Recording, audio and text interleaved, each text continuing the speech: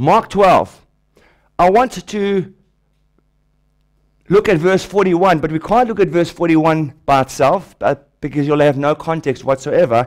So I'm going to go and I'm going to read from verse 38. Then I'm going to jump to Luke chapter 21, because that is the parallel passage of what's happening here. Mark 12, verse 38, right through to verse 44, and then I'm just going to jump to Luke chapter 21.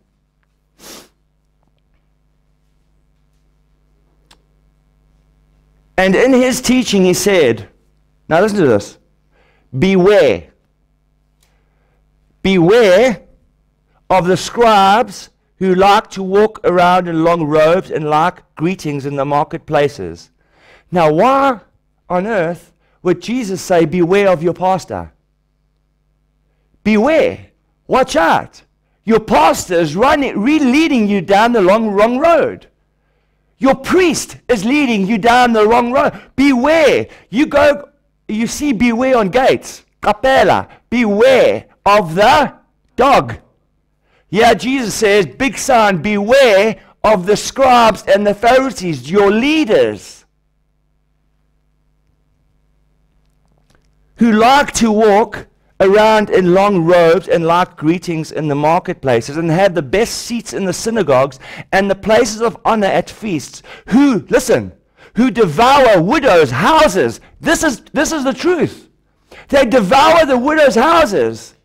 If you can't pay, you sign here and I own your house. And they know the widow's not going to pay. So they've got a free house. This is what they were doing. Traditionalism, and the widow could do nothing about it because she was caught up in the system. There's nothing you could do about it. If you are born in Iran, you are an Iranian, and by definition you are a Muslim. You cannot escape the Sunni type of lifestyle. You will not unless you leave. So they were born as Jews and were caught up in a tradition of Jews, and they would even lose their houses. Do you know what? You want to see why Jesus is angry? So they devour widows' houses for pretense to make long prayers. They will receive the greater condemnations. Numbers 15. When you go to the book of Numbers 15, the Levites, Numbers 15 tells us that the Levites, or actually the Jews themselves, at the end of their robes, had to make these little blue tassels. Why? To show that you belonged to God, number one, but to show that you knew your God, number two, and number three, to show that you knew the word of your God. So as you moved as an Israeli, and it was unique to all nations, no one had seen people dressed like this with these little blue tassels. God made sure that you would have an identifying mark as his people. Jesus did the same thing. When it says in the book of Matthew that the woman grabbed, remember the woman with the menstrual problem, grabbed to the fringe of his garment. She literally grabbed the tassels. So Jesus himself wore those tassels. But the problem with the priests, the Sadducees and the Pharisees, they would broaden their robes, make their robes extra unique, make the tassels even bigger, the phylacteries even larger, so that people would look at them and know these men must be from God. Number one, they were stinking rich. Number two, they just seem, if they're rich, they're holy, and we just follow this type of tradition. And they ran after Kenneth Copeland in our day, Joel Osteen, or who's got jets. They must be blessed by God. They've got 3 jets, 1 Gulfstream, by the way, another little jet. They must be, and people are caught up in tradition, and although they know they are being ripped off, they do what they do in a hope that God would reciprocate, and God doesn't do that. Instead, God incarnate comes, his reciprocation is he overturns the tables. Gets absolutely mad. And, verse 41, he sat down opposite the treasury, and watched the people putting money into the offering box. By the way, the offering box, you would have 11 like chutes. Be this kind of chute, and there would be a box underneath the chute, and you would walk past and you would put your money into the chute. There were 11 of them across the temple. So do you know what the context is, what Jesus is actually looking at the moment? And he sat down opposite the treasury and watched the people putting money into the offering box. Many rich people put in the large sums, and a poor widow came and put in 2 small copper coins, which made a penny. Now, I forget what the word for the copper coin is, but it's a mite, but that's not the word. It starts with an L. A denarii was 1 day's wage. Denarii. These 2 copper pennies, 1 copper penny was 1/64th of a denarii. So she put in 2 coins, 1/64th of a day's wage. This poor widow, that's all she had. She didn't even have a day's wage. Those 2 small copper pennies were 1/64th of what you earn a day. And he called his disciples to him, verse 43, and said to them, truly I say to you, now this is where I'm going to blow your little our theology apart a bit. Truly I say to you, this poor widow has put in more than all of those who have contributed in the offering box. For they all contributed out of their abundance, but she out of her poverty has put in everything she had to live on. Now in most cases we're thinking that Jesus is saying to his disciples, wow, this widow is just absolutely, she put in everything. No, he's not saying that. He's actually, we're going to read it, he's condemning the traditional ways on which this widow is caught up in. She is thinking with the 2 coins, although she's commended by Jesus, she believes in her heart that if she did that, she would get a place in heaven. So Jesus commends her on the one hand, but on the other hand, he condemns the traditionalism that she's caught up in. Because it was easy for the rich to go put in, but the widow was caught up in this tradition that she literally gives 1/64th, 2 coins, well, 260, whatever that may be. 2 coins, she puts everything she has, knowing full well she can't afford it. Now, I don't know what happened to this widow afterwards. Maybe she signed for a house. I don't know. But Jesus says, for out of her abundance,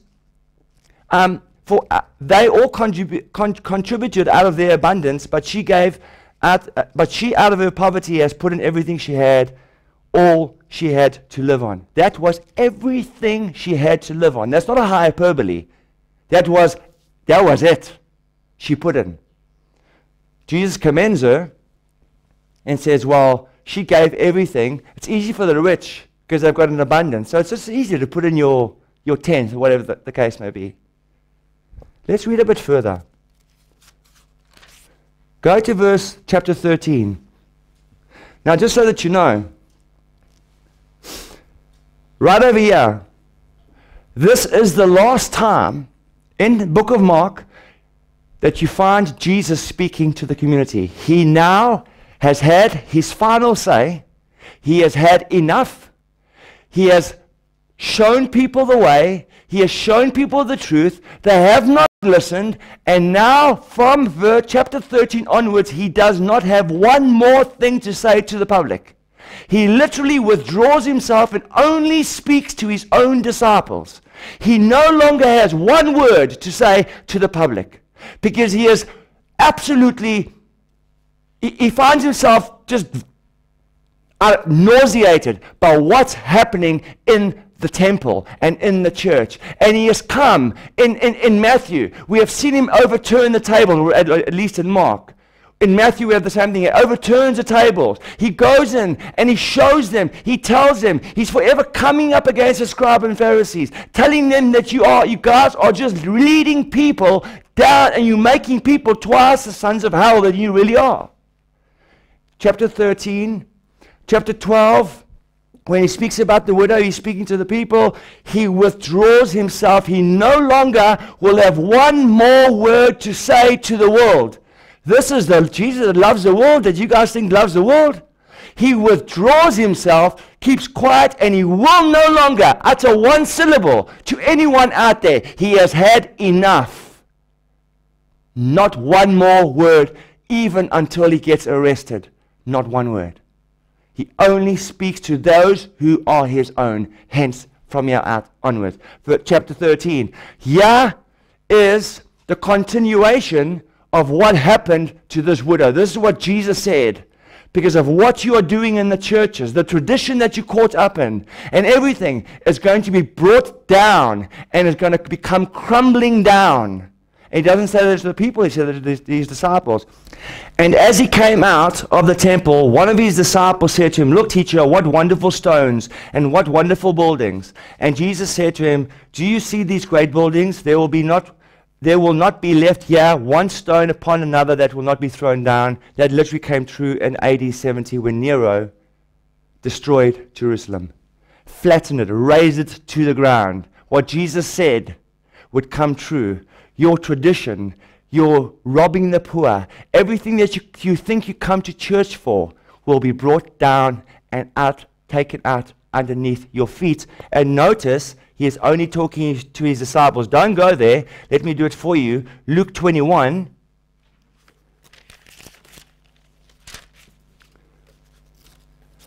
I'm going to read you the same story. Jesus looked up and saw the rich putting their gifts into the offering box, and he saw a poor widow put in 2 small copper coins. And I will tell you what the copper coins are. They're called leptons. Leptons. We put in the word meter, but the word is actually a lepton. It's a 1/64th of a denarii. And he saw a poor widow put in 2 small copper coins, 2 leptons, 1/64th of a day's wage. Could you survive on 1/64th of your day's wage? Take your day's wage, what you're earning right now. If it's 64 rand, can you live today on 1 rand?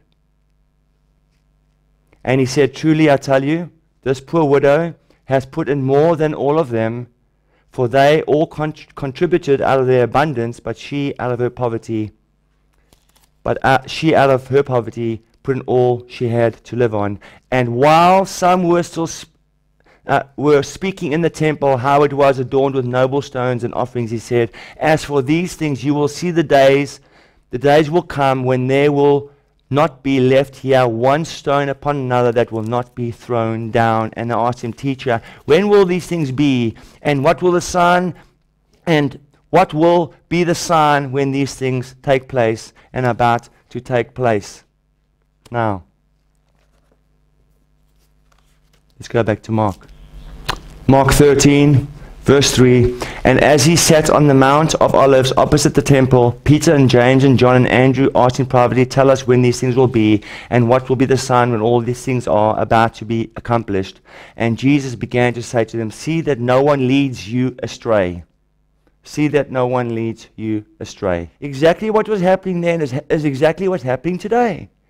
People are caught in a trap, and they honestly don't know how to get out. They don't know how to get out. They belong to this church, and it's such a lovely church because they do this, this, and that. But they know they are getting ripped off. They know they're getting poorer. They know that what Kenneth Copeland said is not happening in their lives. They've given everything that they own to him because he promised that if you give, God will do this. And God hasn't done a single thing. And they carry on doing it and doing it and doing it. Joel Osteen, Joyce Myers, I'll rattle all the names. The same thing at God's house has been made into a den of robbers. That's a traditionalism. But I want to show you that you can't make the church thrive if you're caught up in a Sunday traditional type of mindset. I go to church on Sundays, that's where it ends. You need to know the Word of God, which keeps you in the Word of God, because it's in the Word of God that dwells the Spirit of truth that leads you in all righteousness. He dwells in you, and He upholds everything that comes from the Word of God. And you will hate, I promise you, family, you will hate what Jesus hates. You will hate what God hates. And although you step into that field of what he hates, you will jump out of it so fast, because the Spirit of God who dwells in you, and you know his word, will arise within you, and he'll bring this repudiation. He'll make you sick of what you've just done.